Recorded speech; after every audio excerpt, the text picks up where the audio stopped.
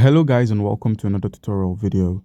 In this short tutorial video, I'll be showing you how to buy SPX6900 Coin on Coinbase Wallet. You can go about purchasing this token by opening up your browser and logging on to coinmarketcap.com. So once you're logged on, all you need to do is simply make use of your screen and then go ahead and copy its contract address. Once you've copied its contract address, which is an Ethereum token, please take note, minimize and open up your Coinbase wallet.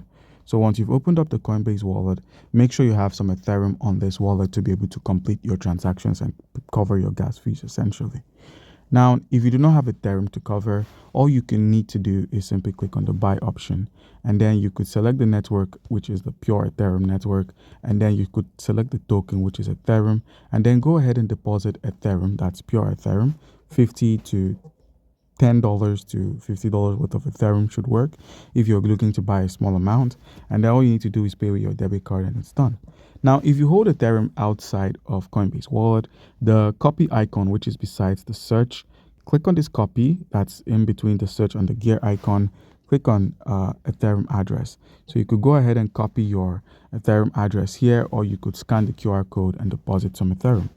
All right, so once you've gotten yourself some Ethereum, head to the browser section at the bottom of your screen. Once you're here, where we have the dApps section, select Uniswap for this transaction. So once you've logged on to the Uniswap DEX, where we have Ethereum to a specific token, in place of select token, use the search icon and paste the contract address for the SPX6900. Click on this token, enter an amount of Ethereum you'd wish to convert into the SPX token, and then click on swap.